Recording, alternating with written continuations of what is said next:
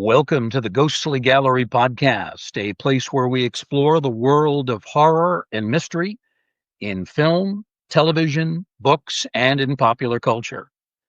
Well, greetings once again, everyone. Welcome to another show. My name is Bruce Markison, and as always, I'm joined by my producer, co-host, Tracy Asteria. Tracy, what's new with you this week? What's going on? Um, just anxiously awaiting the Northern Lights presentation that we all might see in North America tonight. Hoping that the cloud coverage kind of dissipates a little bit so we can see some of the beautiful lights. That's my hope anyway. How's everything been So you're going with really into you? that? Yeah, oh, Yeah, absolutely. It's everything. gorgeous. Yeah, yeah. I don't totally understand them. Although I understand people really enjoy looking at them, I don't really Mm. understand the whole phenomenon. I should look into it more. Definitely look into it and go step outside. Is it raining? Is it raining in Cooperstown or is it cleared off? This is one of the few moments it's not been raining over the last month. So That's excellent. our last recording, it absolutely poured throughout, and I was amazed that we didn't go off air. So yeah, the weather's gotten a little bit better as we've moved into June finally. Good. All right, very good. Northern Lights, something to look forward to. And something to look forward to this week. Right now, our guest, Kirk Hazen. Kirk, a tremendous historian of the genre of horror and also a talented musical composer who has worked on several films. And on this episode specifically, we're going to talk to Kirk about the new hit film, which has just left theaters and is now available on streaming this week for the first time.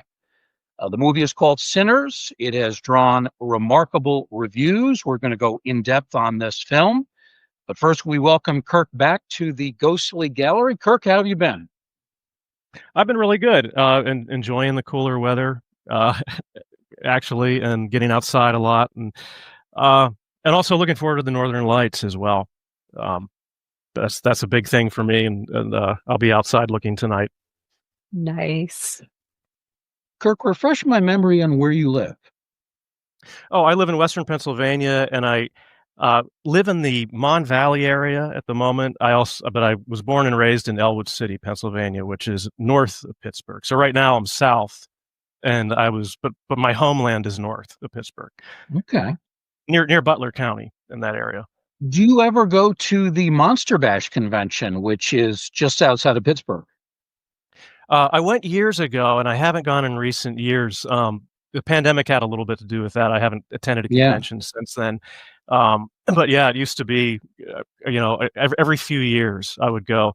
Back in the 90s in particular, I went to various conventions, including Monster Bash. They used to hold it closer to my house. I've done the Monroeville conventions.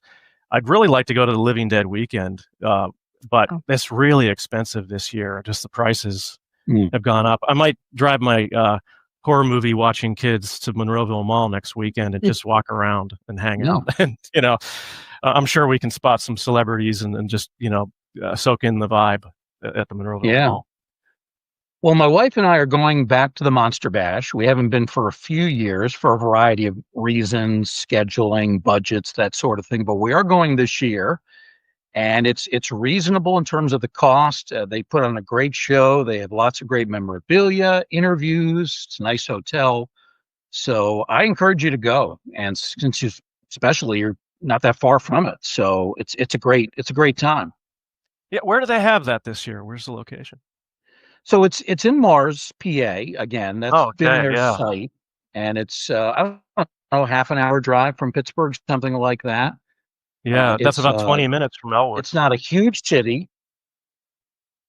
Yeah, it's not a huge city, but it's not a remote location either. It's on a pretty busy road. There's a lot of other things going on there. There's several hotels.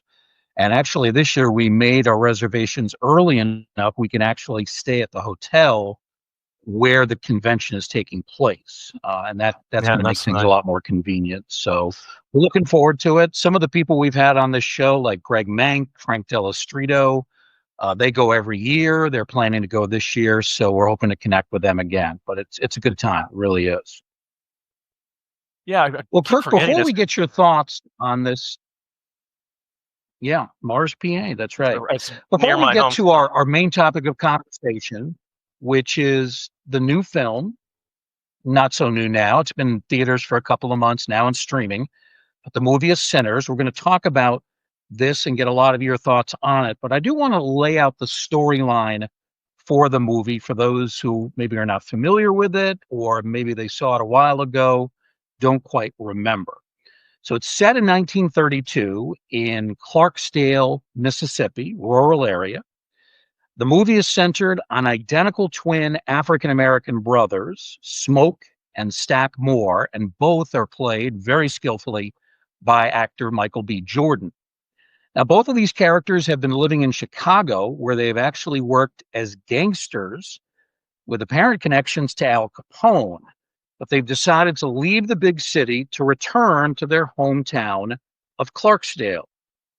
Armed with tons of cash, which they apparently stole from other gangsters, they set out to own and operate a so-called juke joint. Now, for those who have not heard that term, juke joints historically were establishments that were set up on the outskirts of town, often in ramshackle or abandoned buildings. They catered to the Black community. They offered all sorts of entertainment, food, drink, dancing, music, and gambling. So that's what a juke joint essentially was. The brothers used part of this load of cash they have to purchase a local sawmill that they're going to convert into this juke joint, and where blues music primarily is going to be played.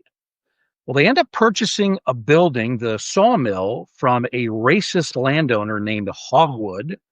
You know, with a name like Hogwood, this guy is no good at all. I mean, that could be the worst name for a villain ever. This decision by the brothers to make this financial deal with Hogwood will turn out to be rather foolhardy, and we'll give you some indication of that as we go along. Now, rather than work on this project to create this juke joint and do it slowly and carefully, the brothers, they're impatient. They're determined to open this club, if you will, that same night.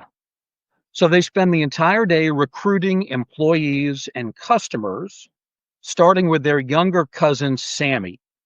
And he's a very talented guitarist, really great young musician. Now, Sammy's father is a local preacher who warns Sammy that blues music is actually connected to the supernatural and more specifically to the devil. But Sammy, he's determined to become a professional musician. This is what he loves to do. It's what he's great at. Now, the brothers will also connect with an older musician named Delta Slim, played by veteran actor Delroy Lindo, and he agrees to join the staff of the club too.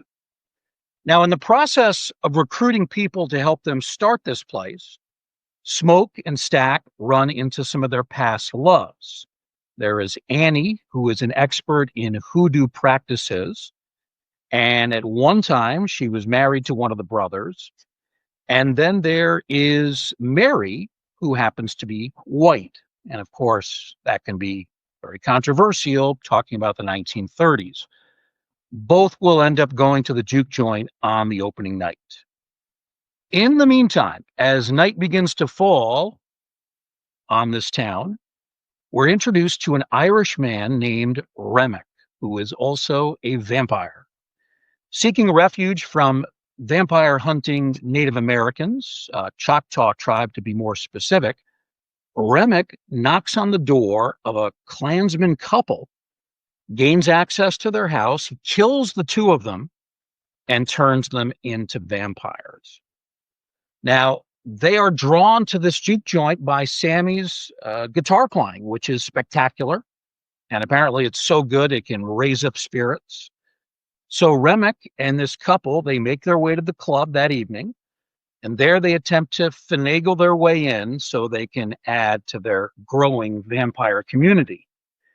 At first, the three vampires failed to convince the Moore brothers to allow them to enter. And that's one of the things going on here. You know, there's an old vampire trope that vampires can't enter a building unless they've been invited in. And you'll see that theme a couple of times with the vampires trying to enter the juke joint. But the Moore brothers wisely refuse to allow them in. Not because they suspect they're vampires, but they don't trust them. They think that these guys are ne'er-do-wells for reasons they're not exactly sure. So they're initially rejected. They can't get into the building, but soon after, these three vampires have an outdoor encounter with the beautiful Mary, who's played by Haley Steinfeld. And this will begin to unleash chaos for the rest of the film, including multiple attacks on the Moore Brothers Club.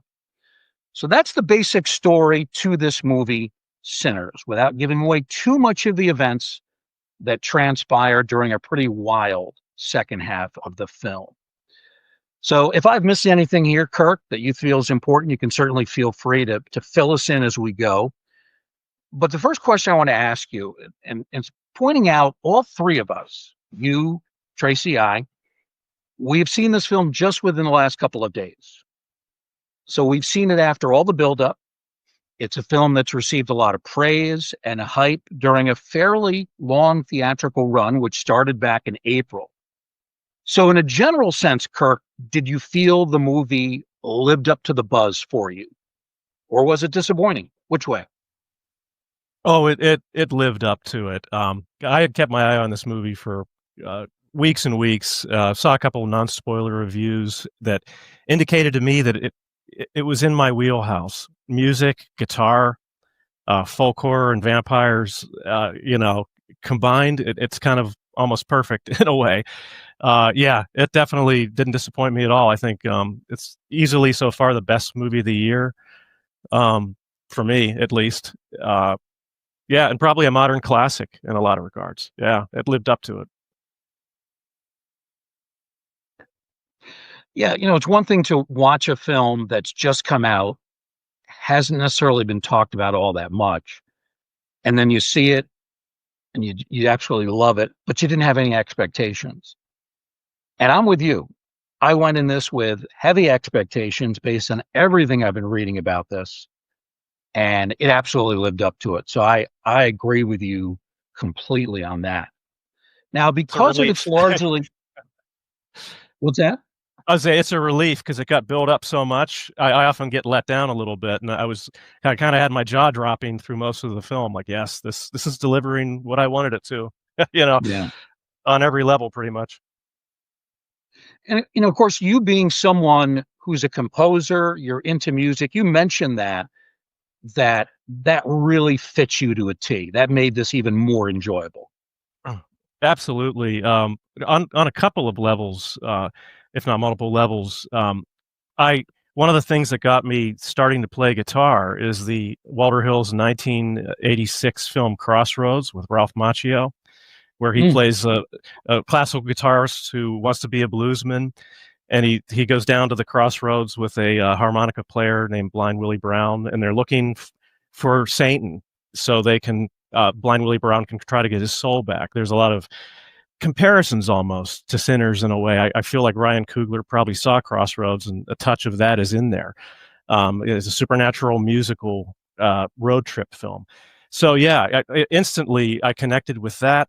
And then also even the character of Sammy, being a young man who's in a religious environment and dealing with a little bit of pressure from his father about wanting to take the religious path and use his music for the church, and him just wanting to let loose and let his creativity and artistic spirit flow, which of course attracts the vampires. As a kid, in the 80s, raised a relatively Christian household. I was warned away when I go to youth group and they would talk about the Eagles, Hotel California, or Iron Maiden albums or satanic. And there was some pressure on me to not listen to that stuff. But I still loved it. I still wanted to pursue what I wanted to pursue, and later got in some rock bands and heavy metal bands and things like that. So I really identified strongly with Sammy's character. He's a good kid, talented. I don't think I'm near as talented as Sammy is, in terms of that, but it resonated strongly, actually. And especially as it goes through the film, the challenges he experiences, and yeah, definitely. And you're a guitar player too? Yeah, that's kind of my prime instrument, actually. And when I started, I was, really into Eddie Van Halen and neoclassical fusion and the hard rock of the era. But I also love classic rock, and even back further, I started out with Led Zeppelin, which is very bluesy and old school in its way. And I got fascinated with Robert Johnson and even jazz musicians like Charlie Parker. And yeah, it all opened up for me back then. That particular genre. So this film it really keyed in on different musical styles. There's that one musical scene where it kind of goes through the different eras, the spirits appear. That was really tremendous, just showing you the evolution of what it started out with blues. And I turned to my kids and I'm like, just so you know, Elvis didn't start rock and roll. There are other artists that built the foundation of that, and I think it kind of attends to that nicely. Yeah. So what were you thinking that opening scene, which is actually set one day ahead of the main storyline, and you see Sammy walk into the church where his father's preaching, and he's got just a fragment of a guitar in his hand, and he's completely disheveled. He's got scratches on his face, blood.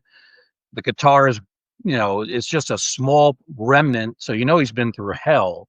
What were you thinking when you saw the guitar like that? Well, I thought that's probably one of the worst gigs ever, maybe, that he given his 1932 Dobro Cyclops guitar, which was a beautiful guitar, very valuable today, the originals, and just the neck and the strings are left. And I also thought to myself, like, okay, obviously this is an important character, and this is the character I had heard about that's kind of the quasi lead, and he's returned. I figured it was a flash forward scene. I'm thinking, okay, so he had such a horrible, awful time with whatever he dealt with that now he's come back into the fold of the church, which it messes with your head a little bit that way. I like that setup, though, that he comes back, barely alive and survived it. And I like the fact, too, that it didn't spoil any of the other outcomes either. That was nice. Right. Yeah, left enough mystery there. Yeah. Let's go to another issue here, Kirk. Because of its largely black cast, I've heard some people say that they regard this as a blaxploitation film, and that was a term that was used for movies in the early 1970s, and there were even horror films that fell into that category, like the two Blackula movies. Sugar Hill would have been another. Do you agree with that assessment? Do you think this is blaxploitation, or do you think that's way off? I think it's probably way off. I think the only kind of movies that I would call blaxploitation now are the ones that are purposely trying to be retro, like Black Dynamite, which is a really fun retro style film that's shot like an old movie. Sugar Hill, which I love, by the way, that's in my opinion, one of the last classic blaxploitation films of that era. Because to me, blaxploitation is roughly late 60s to the mid 70s. Once you got past that, a lot of those type of films just became black cinema or just regular movies. I hate to put a label like blaxploitation on that now, because I think, like, I'm sure Ryan Coogler would probably disagree that he'd agree that we're past that. It's just a movie, a terrific film that happens to be a lived-in black story, and epic and novelesque in its way. I love the way they took time with the characters, and it didn't feel like they were making just a grindhouse type movie. It's not From Dusk Till Dawn, which it has strong parallels to, but which I enjoy that film too, and there's a lot of great characters in that. But I think Sinners is got a bit more epic. Like the cinematography, for example, is high level. Yeah, I agree. Beautiful. Sometimes. Oh, just real quick, the beautiful magic hour look of the film, the sunsets, because I'm big on sunsets and sunrises in films, and it was so beautiful and kind of almost a little bit like a Gone with the Wind vibe at times. Some of those beautiful wide shots with the silhouettes. And I think Gone with the Wind's a masterpiece in terms of its cinematography. And I really think whoever DP'd that film kind of had that in mind, that type of imagery. And it really resonated. Sometimes with those blaxploitation films from the 60s and 70s, although they were meant to be positive for the Black community because they gave Black actors a chance, but sometimes they delved into stereotypes of, especially Black Americans. Sometimes they almost came across as parodies of Black life, whether that was intended or not. None of that is happening with this movie. Definitely not. That's what's really refreshing about it. It tells its story very straightforwardly, even though it is a fantasy film and there's a heightened reality to it. It's very straightforward. One of my favorite blaxploitation films that's non-horror is Truck Turner with Isaac Hayes. That's another AIP film, and that I love it. But it's kind of like Shaft, but it's even more of a more superhuman. Truck Turner's more of a badass and a lot cooler than Shaft. He's doesn't follow the rules, and he's not a bounty hunter or anything. He just does his thing. And there's some stereotypical stuff in that film. As much as I love it, Nichelle Nichols plays a madam, and she's great. They make her so foul-mouthed and nasty in it that you get the feeling she's like doing her version of a stereotypical female Black pimp, which she does, but it's real heavy-handed, and it might work in a Tarantino film these days, but I think the older films did have a tendency to really lean, like even Blackula has moments like that kind of lean into it. I'd say the second one, not so much, but the first one, just some of the streetwise lingo and stereotypes. Yeah. But it does, of course, balance that off with having, an evil racist Dracula at the beginning and all those elements, and making William Marshall the straight man. There's nothing funny about him. William Marshall's serious and cool through the whole film. It's all the other characters that revolve around him in that movie that are rather silly at times. Still love it. Right. So over the first 45 minutes or so of Sinners, nothing of a supernatural nature really takes place. Director Ryan Coogler, he's the guy who did the Black Panther films. He tries to set up the story very slowly, carefully. And even the vampire action, that doesn't really heat up until probably about the 1 hour and 15-minute or 20-minute mark. Was that too long to wait, or do you think it all worked in building suspense? I was grateful that they waited. Because I kind of had a feeling the second half was going to be go for broke horror, but I was absolutely fine with them setting up the characters and the dynamics and interplay, and even having at least 30 minutes of the juke joint open and patrons doing their thing and dancing and all the sexuality. It's a very sexual film. I was surprised. It goes for it on that level. Yeah, I was happy with that, actually, because once the vampires do show up, that tension's immediately apparent and it kicks into a higher gear and doesn't stop. That's what I was really impressed with it. Especially with all the vampires coming up and trying to get in to be invited in. They really leaned into that in a very satisfying way. Like you knew they couldn't get in, and that was reiterated, but very well. You weren't beat over the head with it. It was just part of what was going on. And one thing I have to say, I really, really liked when Remick was introduced, and you have the Choctaw vampire hunters show up, and they're only in the film for a very brief time, but it's so intriguing. Yes. The way they kind of vanish, and it's like, okay, good luck, you're on your own. And I thought, I want more of them. If they ever make a sequel, I would love to see the Choctaw vampire hunters and have an adventure with them. There was just one of those great little details in the film that came along, and you want to go even further into it, but obviously still satisfied with everything else that's going on in the film. And a quick note about the racist Ku Klux Klan couple. One thing I found interesting, and they don't really explain this 100% or anything, but I like the fact that once he turned them, they seem to jettison their Ku Klux Klan ties and become part of this new family, that Remick is welcoming anybody and everybody. He's this Irishman, ancient Irishman, who understands what it's like to be suppressed. And uh, I really found that intriguing. Like, they didn't suddenly become racist vampires. They kind of, it's almost like becoming vampires made them let go of all that, and now this is their place.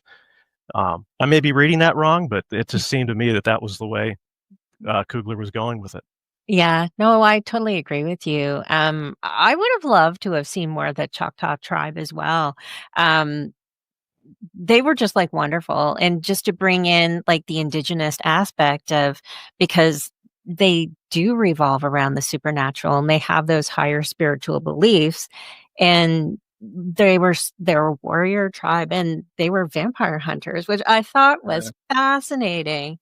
And I would have loved to have seen so much more of that storyline. I kept waiting and waiting and waiting, and I was like, "Okay, they're gonna come around again, they're gonna come around again," but they didn't. So Yeah.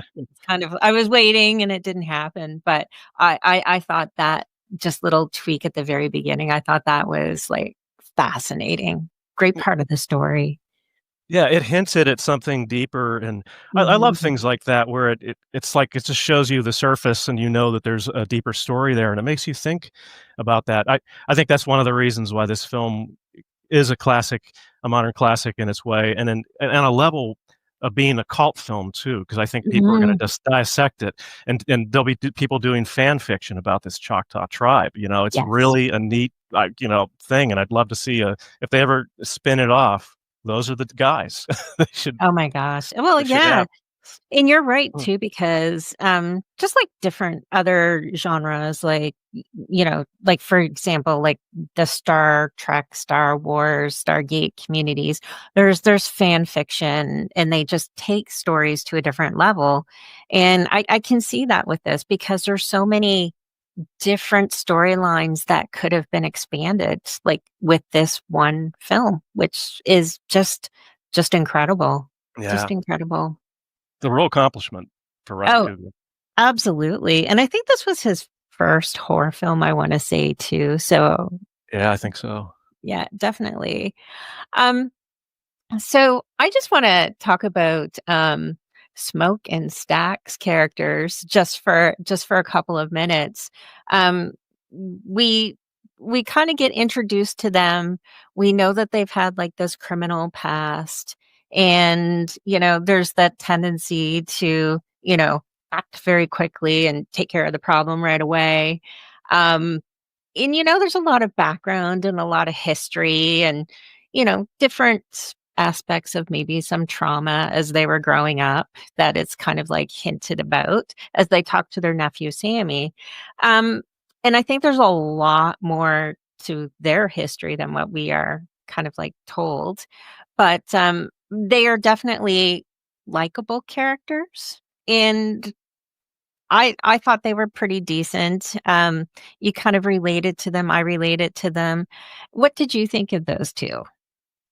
Well, first off, Michael B. Jordan is fantastic in the dual role. Mhm, mhm. There's enough subtlety between the characters that he can manage to separate them. I I probably identified with Smoke a little more in that he was more level-headed. Right. Um, and, his estrangement with his wife and losing his kid and all that stuff hinted at a slightly more tragic story than Mhm. Stack. Um, and Stack's relationship with Mary, and both of them obviously left everybody behind, and they're prodigal sons in a way, returning to Clarksdale. Uh, and I thought, yeah, they're likable, and there was an edge to them, a little bit of unpredictability too. I thought, which was Mhm. cool. You didn't quite know how they were going to react when things started getting crazy. Uh, and yeah, you really felt for them, and you wanted to see them be successful. I I really like the fact that Smoke was convincing Stack to let these people come in and enjoy this place and spend their wooden nickels We're not going to be profitable right away, but this is our crowd. These are our people that we want to have here. And I really like that little dynamic there, where a Stack was like thinking of the bottom line and percentages, and he was the businessman, and obviously Smoke was the one who would smooth things over, and he's more the diplomat. And I thought, Michael B. Jordan really, really did a great job showing those differences in the characters. Oh, absolutely. And there's at first, like, I wasn't aware that Michael B. Jordan was portraying both. So I looked twice and I'm like, oh gosh, it is the same fella. Yeah, it's so well done. You start off, one of them was wearing the red hat and the other has the blue accents and the cravat and all that. That's right. After a while, you don't really need that. You can tell who it is, who's on the screen at any particular moment. Absolutely. And all the characters are very, like, even the vampire, Remick, there's a little bit of sympathy for him, and the fact that, okay, we want you to join us. We just don't want to drink your blood. I want to raise the spirits of my ancestors, and I want you guys to belong to this, to what I'm creating. And who knows, maybe later he'd be a crazy autocratic cult leader. But at that point, it was kind of funny. He's the bad guy, and he is scary. And at the same time, he wasn't a hissable villain. There was some weight to his backstory. Agreed. Even if it was hinted at. You make some interesting points about those two main characters. I guess I disagree with you slightly about Smoke. I saw him as the more violent of the two. His attitude was, let me shoot first and I'll ask the questions later if you're still alive. That was the feeling I got from him. Yeah, maybe I'm getting confused here. Okay, in the beginning when they're setting everything up and those two guys are robbing the back of the truck, is that Stack or Smoke that shoots them and wounds them? That's Smoke. Yeah. Okay, maybe I'm. Yeah, I might be getting them mixed up in a way. The name. Yeah, they both have violent tendencies. There's no question.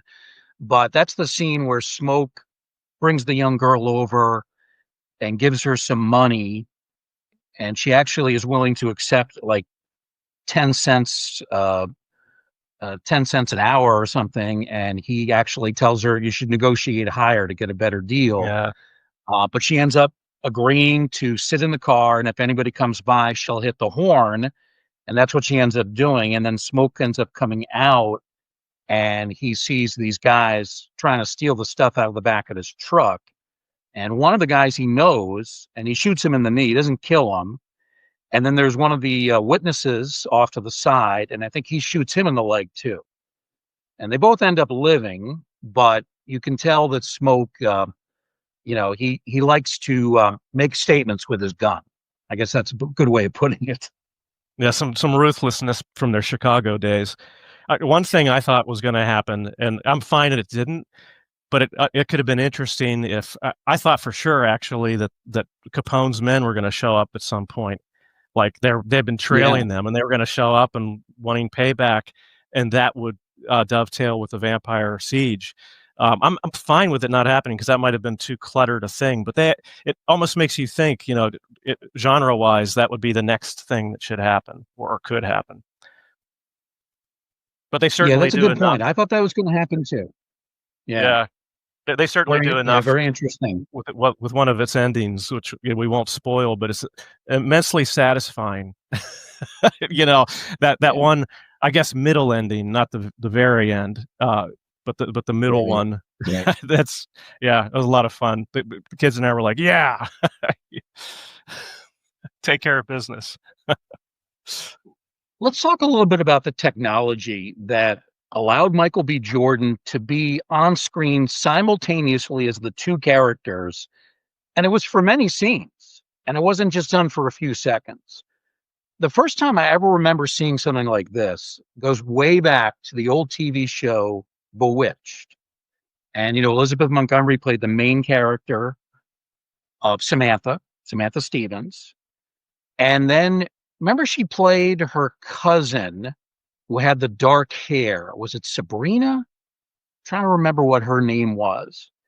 And it was also played by Elizabeth Montgomery. And they actually, they had some technology back then where you could see them both on screen at the same time, but there had to be separation between the two. And now this technology is so good, it's so seamless, and you think you're watching two different actors playing two different characters. I'm just amazed by it. I really am. Yeah, you can't even tell. That's seamless. And the other part of that is Jordan's performance. It's calibrated perfectly. I'm sure they had reference shots and things like that for, digital, the green ping pong ball, maybe, where you had to look at it and stuff, or somebody reading off screen. But it's like it's two different guys. You would swear he had a brother. And as you mentioned, he's able to create subtle differences between the two that you're really able to tell, the differences in their personalities. Not easy to pull off, and he did it very, very well.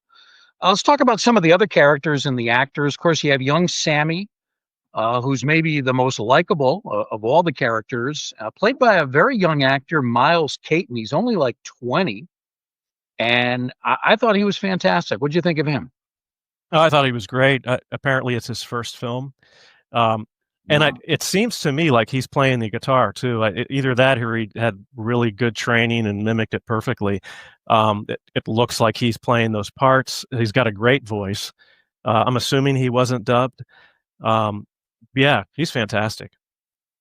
And really is the main character in some ways, in terms of a through line, very satisfying through line. Yeah, that's right. Yeah. He's actually a musician. He is a real musician, and that was him playing and singing, and he actually has his own YouTube channel, and he has, I wanna say, maybe, like, 12 videos on there of him and his music, but he's only released one single so far on Spotify, and that was the big song that was in the movie Sinners. So, yeah, he's an up-and-coming musician for sure. I'll have to check him out. Yeah. I haven't picked up an acoustic in a while, and it inspires me to go back to that a little bit and break out the slide. I can play a little bit of slide. It's such an atmospheric, raw sound. Mhm. And yeah, he did a great job. One of the more well-known actors that appeared in this film, you've got Haley Steinfeld, who recently just married the NFL star from the Buffalo Bills, Josh Allen. There's nothing to do with the movie, but I just threw that in there. So she plays Mary, who plays Stack's ex-girlfriend. It's not a huge role, but still a significant one. Yeah, I think she tore that one apart. It's probably, even though it's not a big role, it's one of I guess her more mature roles where she's showing a lot of shades to her performance. Like I remember her in True Grit when she first premiered with Jeff Bridges. She played the young girl who wanted revenge. And she was fantastic in that. And then I haven't seen her in much. I think she was in a Transformer movie called Bumblebee, and I don't really watch Transformer movies anymore. And I know she has a pop music career as well. And I always thought, when I first saw her in True Grit, what a talent. And it's really nice to all these years later see her in something that's, grown up and mature. I thought she was fantastic. And some of her lines were like her when she shows up at the train station, she really makes an impression right off the bat, going up to Michael B. Jordan and, where the hell have you been? And then gets enormously sultry with some of her dialogue. Yeah, very much so. Grace and Henry, they're old enough to watch that stuff, but we had some chuckles. Yeah. And I'm just glad, I didn't watch mostly it with my mom around, Oh, really? Yeah, probably not the best movie to watch with a parent. But me and my kids, they're old enough, and I'm forward thinking. Kirk, it's mostly a very young cast, except for Delroy Lindo, who plays the older musician. He's a pianist known as Delta Slim. He's one of those character actors. I've always enjoyed him whenever he's been in films. He's never the lead. He never has huge roles, but he always seems to have an impact. And I thought he did here again. He should be a lead in more films. I remember watching him in older Spike Lee films, and the last movie I saw him in was The Five Bloods, the Spike Lee movie where he goes to Vietnam, and it's really good. He's fantastic in it. I'd have to say that Delta Slim might be my second or third favorite character. I loved him in this. He was great. Says some great lines. He kind of reflected the trope of the bluesman who let the bottle take over his life, but he's got a lot of talent and a spark in him still. He actually reminded me a great deal of Blind Willie Brown, played by Joe Seneca in the movie Crossroads.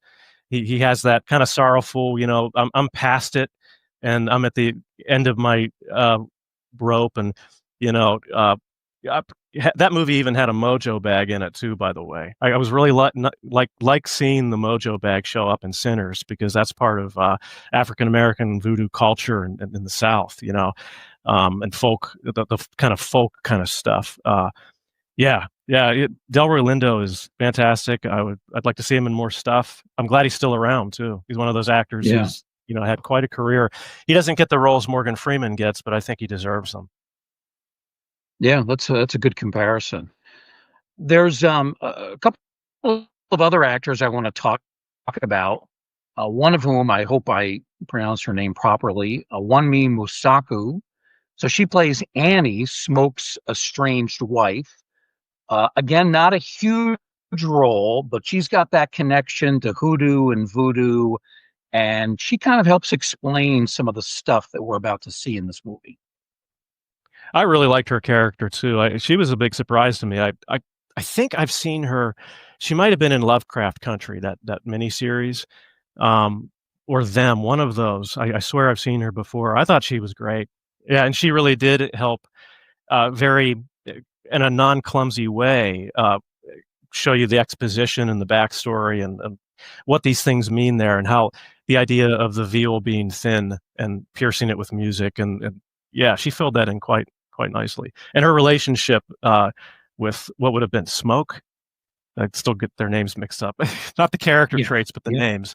It's moving. It's especially at the end, but they really do a lot with those two. And that in fact, both Smoke's wife and Stack's girlfriend, I thought they weren't just throwaway damsels in distress. They were key parts of the plot and really helped push things forward.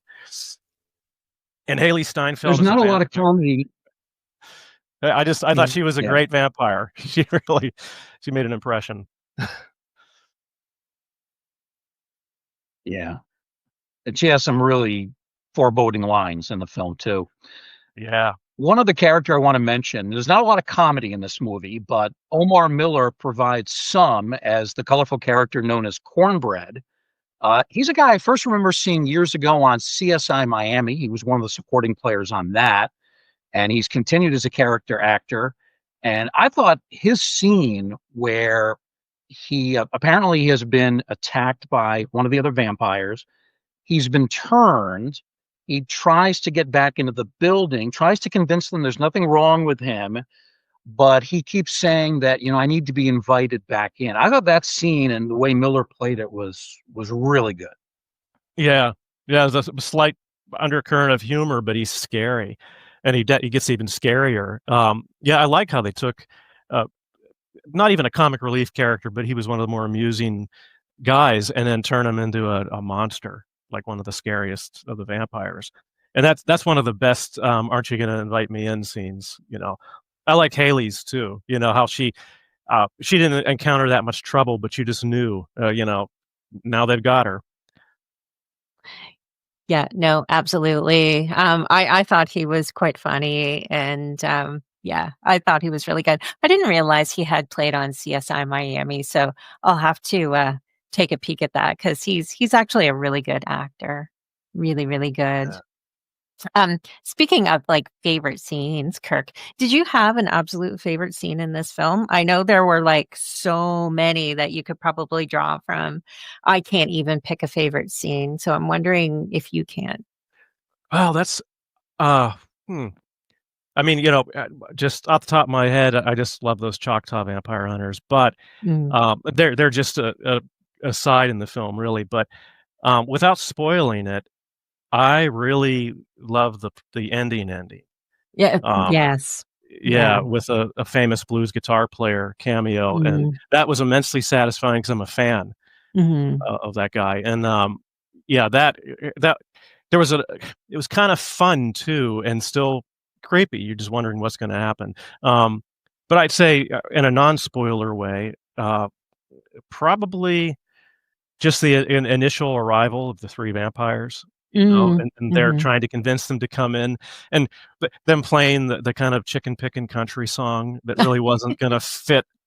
Like, hey, you guys are good, but we're a blues joint, and we're here to Right. boogie. And later on, them playing that nice softer number when Haley Steinfeld goes out there. But I Mhm. thought it was kind of just amusing, and then later the song that the group of vampires are dancing to is like an old fashioned Irish folk tune.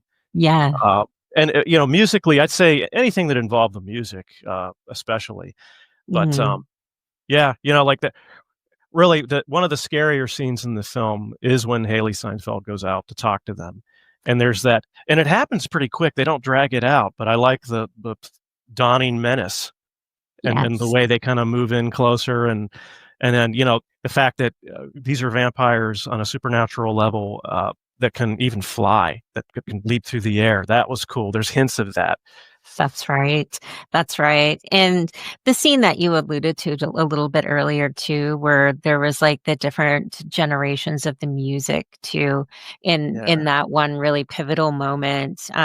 I thought that was just really good. At first, I was kind of like, "Wait, what's going on?" And then you just see, and it's so beautiful, like the different kinds of music, and just you yeah, could actually, it's something you could feel throughout your whole body. Like it was super moving and not scary at all for anybody yeah. that's listening or watching, but just moving in a different kind of a way for sure. Yeah, all these spirits converging, and in Mhm. that moment, you know that he's pierced the veil. I love the That's term right. "piercing the veil" too. I think that's, you know, as a musician, you really want to try. Like, anytime I pick up the guitar, if I'm not playing with emotion and really articulating Mhm. the right note choices, I feel like I'm not piercing the veil. So when I'm really on any musician, when you're really in the zone, it can feel like that sometimes, like it's something, higher power of some sort or some cosmic energies channeling through Mhm. you, and you just can't miss. And in that moment, Sammy can't miss. Exactly. Oh yeah, it was really, really powerful, really powerful. Yeah. I mean, there's so many strengths to this movie. Would just knowing what you've watched and how you felt as you were watching it, do you feel that there's any kind of a drawback to this movie? The only the only thing I would criticize, would be that there are parts of the film that flash back a bit. And there's that one flashback where it shows the juke joint being put together very Mhm. quickly, and him, them cleaning it up and setting it up and stuff. I'd almost have preferred that to be earlier in the film and show them getting it together and seeing those ancillary characters interact more, because we know they're in trouble when the vampires show up. Um, yeah, if there's anything to criticize, is it maybe robs the viewer of knowing who those people are a little bit more instead of having that pushed in at the end. It does it well. Kugler Mhm. flashes back really skillfully, so it didn't take me out. I just thought I would have rather seen that earlier, and maybe have a 5-minute scene or a couple minutes of these people enjoying each other's company and being excited to open up this place. Mhm. Okay. Oh, interesting. What did you think of the length of the film? Did you think it was a good length? Didn't bother me at all. I thought, Yeah. when it comes to length of films, as long as the story keeps cooking and there's Mhm. room, if you have a great story and it takes 2 hours and 18 minutes to tell it, Right. I'm fine with that. And yeah, I thought it earned every second of its runtime because it spent time on the characters, and it really Yeah. got you involved in the milieu. You felt like you were there. The humidity, the mood of it. Yeah, it Mhm. immerses you. Oh, awesome. Awesome. The only real criticism I would have, and it's relatively small, toward the beginning of the film, the Southern accents on a lot of the characters are so heavy. It took me a little while to kind of get used to that, to understand what they were saying. And with this film now being on streaming as of this week, I might recommend to people watch it with the closed captioning, at least at the beginning, until you get used to people's cadence and their their speech patterns, because the accents, the Southern accents are really heavy. So I had a little trouble with that. I don't know if you guys did at all. I did a little bit, yeah. There was a couple of times where I had to back it up briefly to catch a line or turn it up, because yeah, the great Southern accents, and especially some of the Michael B. Jordan's lines, he really nails that accent. But he'll like drop the G's and things like that in some of his lines, so you're having to really listen closely, not slurring or mumbling. But yeah, it's a thick accent. Tracy, did you have any trouble with that? Just a little bit, but I made sure that I was like hyper focused on this movie. It was kind of later and in the evening when I watched it, but I was laser focused. So the accents were a little bit thick at the beginning, like you mentioned, but it didn't take too long for my ears to kind of tune right into that.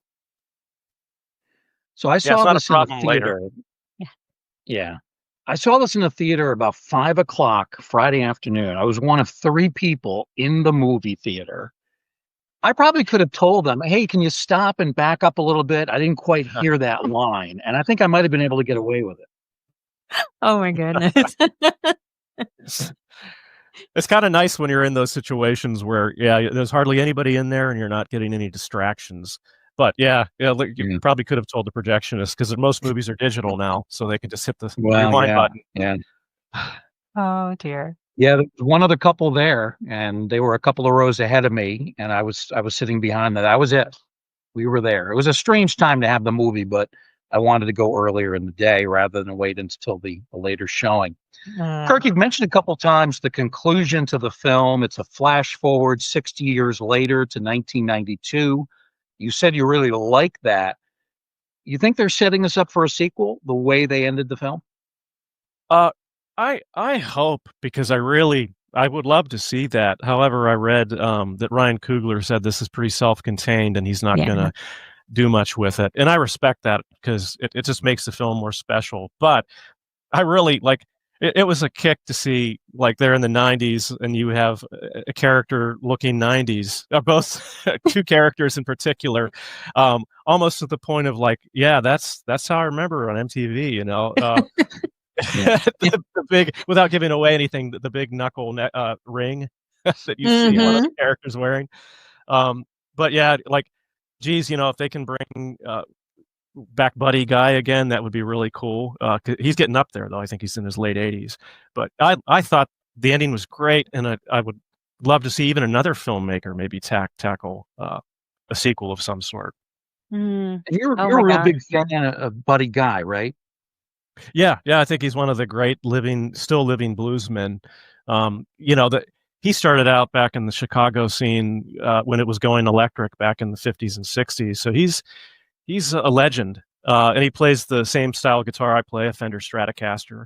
And I like how they attend a little bit to, like, I don't like that electric stuff as much. I like it the old classic, stuff. Oh, I'm a big electric guy, and Buddy Guy is one of the great blues players on the electric guitar for sure. It's obvious. I think we're all fans of the movie. I thought it was absolutely terrific. It's very early to talk about this, but I'll bring it up anyway. Do you think this is a film that should be nominated for an Oscar for next year? I think so. I think on multiple levels. Best picture, best cinematography, best soundtrack. I certainly think best actor should go to Michael B. Jordan. I haven't seen a performance this year that's been any better. The only other contender, and this would be in the women actress category, is Sophie Thatcher in Companion. She's fantastic. I don't know if you guys have seen that, but I loved that movie. I love Sinners a little bit more because it's more in my wheelhouse, but Companion was great. Yeah, I think it's right at the moment. I think it should sweep the Oscars next year. And I don't put a lot of stake in the Oscars personally. Unfortunately, I don't trust the Academy, especially after they didn't nominate Nosferatu. I never got your thoughts on Nosferatu, but I loved it. Tracy loved it. I think the consensus was it was a great film, and yet somehow it did not get nominated. So you never know. Yeah. Nosferatu, I really, really enjoyed it and almost loved it. And the only reason I guess I didn't completely, because I have Sinners I love, is it some of the tonal shifts in it, like it was so grim and gothic and desaturated at times. Mm. And there's one scene in Nosferatu that really got me as a jolt of abject horror. It's the little girl's death. That sequence where you see the silhouette and he's got her and discards her corpse. Not that I wanted to see more of that specifically, but there was so much of the seduction angle with Lily Rose Depp, who's amazing in that movie. I'm surprised she doesn't need therapy after that performance. It's incredible. She's another one that would be up there, that should win a Best Actress. But yeah, I kind of wish there'd have been a little bit more straightforward horror in terms of I don't even know what I'd want out of it other than the seduction stuff and the scenes with Nicholas Hoult, who I really liked in that. But I guess Nicholas Hoult almost played it too trembling and terrified at first. Like I kind of wanted him to have it slowly dawn on him that this guy's evil instead of it happening so quickly. A couple of nitpicks. I don't mean to trash it because I'd have to say I almost loved it, if not love it, but I haven't seen it twice yet. I need to see it again and reassess it. And that usually seals the deal for me. But I agree with you. It should have been up for Best Picture easily because it's a work of art, even though I'd have to say as far as Eggers films, I really like The Northman just a tad bit more. And I expected to like Nosferatu more, but then I watched The Northman after Nosferatu, and I was like, whoa, that's the greatest Viking movie I've ever seen. I don't know if you guys have seen that, but it knocked my socks off. Yeah. And he really can play around with genres so well. Like, it's got its own level of horror, but it's something else. Yeah. So, Kirk, on a scale of 1 to 5 stars, how would you rate Sinners? Well, I'm going to be a little conservative and say, since I've only seen it once and it's fresh to me, I'm going to go 4.5, which is pretty high. Like for me, 5 stars for me is like The Shining, and I've lived with that movie for decades now. And that's usually where things bump up a notch or two or a couple of stars on reassessment or drop, sometimes. But yeah, I'd say 4.5. Tracy, how about you? What's your ranking? Oh my gosh. I love the talent, the storyline, the music, and just the atmosphere. It was an interesting breath of fresh air to this genre, and it was such an original storyline for me. A reminder to stay and watch as the credits roll to get that special scene, that additional scene. But I said it was 4 stars. And I made a note here to say that ask me again once I've seen it again. And that rating will probably kind of skyrocket a little bit higher too.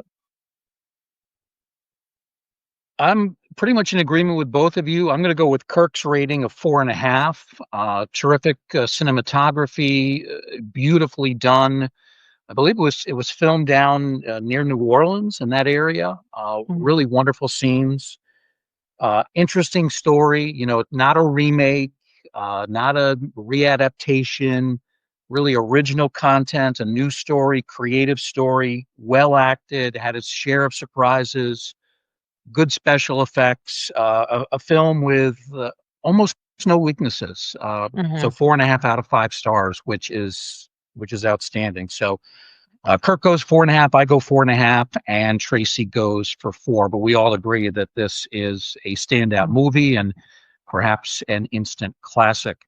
Before we let you go, Kirk, what's going on with you? Any projects you're working on? Anything you want to make us aware of? Well, at the moment, I'm still working on my own vampire script. Get a kind of a kick in the ass from this movie, as far as, okay, I really want to make a good vampire film. And I think I have a good story and a good script, but it just inspires me to make another pass at it and, tweak some things because, oddly enough, the whole, not really oddly since we're dealing with the vampire genre, but there is an element of the, they need to be invited into a dwelling aspect that in my vampire script is kind of poignant and key to the story and the characters. There's an element of family and almost like family division and it being literal in the sense of vampires and humans. So yeah, it's that's something that this summer, aside from getting the kids out and swimming and doing some outdoor stuff, I plan on doing late nights like a vampire and writing and continuing that. Uh, How long have you been working on this? well, originally I had the idea, it was around, I don't know, 2018, Okay. maybe a year earlier. And then during the pandemic, I worked on it a bit, and then I had to take a break from it. Just a lot of other things going on, and a few other little projects. But yeah, now I'm full force, full speed ahead into it, and I feel like if I'm going to make one film, it's going to be my film. This is going to be the one. Yeah. And so yeah, I'm still really inspired and still really feel strongly about it. And it's a perfect kind of low budget story too that can be done here in Western PA. So I'm excited. Wow. Without giving away too much, even though I'd love you to give away too much, but I know you probably don't want to. Would this be set in a modern setting, or would this be a period piece? It's funny. I toyed around with it being a period piece set in like 1981, Christmas of '81. I actually have a flashback in the script that's that, but everything else is contemporary. And I'm considering, because the pandemic happened and there were so many crazy things about the pandemic, the empty highways and the national parks that were closed, things like that. And this is a rural, Western Pennsylvania forested vampire film. This takes place way out in the boonies, in the kind of area I grew up in. And so it might end up taking place during the pandemic, which I can work into the script, the idea of isolation and things not being quite right in society. And a particular character wanting to get away from things, the madness of it, and pretend it's not happening. So that's been inspiring to me, living through that period, all of us. Yeah. Very cool. So you would write the script and you do all the music?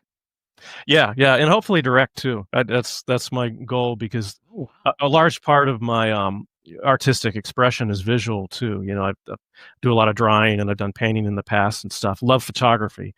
And I've studied directors all my life, watching films, and I have my own, aesthetic and things that I like. And I tend to be very classical, John Carpenter, Stanley Kubrick kind of approach. And that's sort of how I want to do it, maybe with a little bit of George Romero spirit too, since it's low budget. Going out in the camera with a Super 16 camera, hopefully. I'd love to shoot it on film. Would love that. Well, sounds like a great idea. Definitely keep us posted on this. Love to hear more. I would tell you the title, but I don't want anybody to steal it. Because not that they would. It's not like the greatest title, but it's it's a title that means a lot to me, and it's a local landmark that I grew up around. So I'm like trying to keep that close to my vest, so nobody snatches it. It's a dog eat dog world out there. Very good. Our guest has been Kirk Hazen. As you can tell, Kirk is a whiz when it comes to the history of the horror genre, and gave us some great analysis on the new hit movie Sinners. And we look forward to hearing more from Kirk, future programs, and future filmmaker as well. Kirk, thanks a lot. Always a pleasure. Oh, thank you, guys. It's great to do a third sit down with you guys, and I'm willing to do more. That's for sure. I have some ideas too we can talk about. So thank you so much for having me on. I love talking about this movie. Yeah. We appreciate it too. Our thanks to Kirk. Of course, our thanks to Tracy Asteria, our co-host and producer. We thank all of the listeners as well, joining us in this Museum of the Macabre. We do hope we'll see you again next time, right here in the Ghostly Gallery.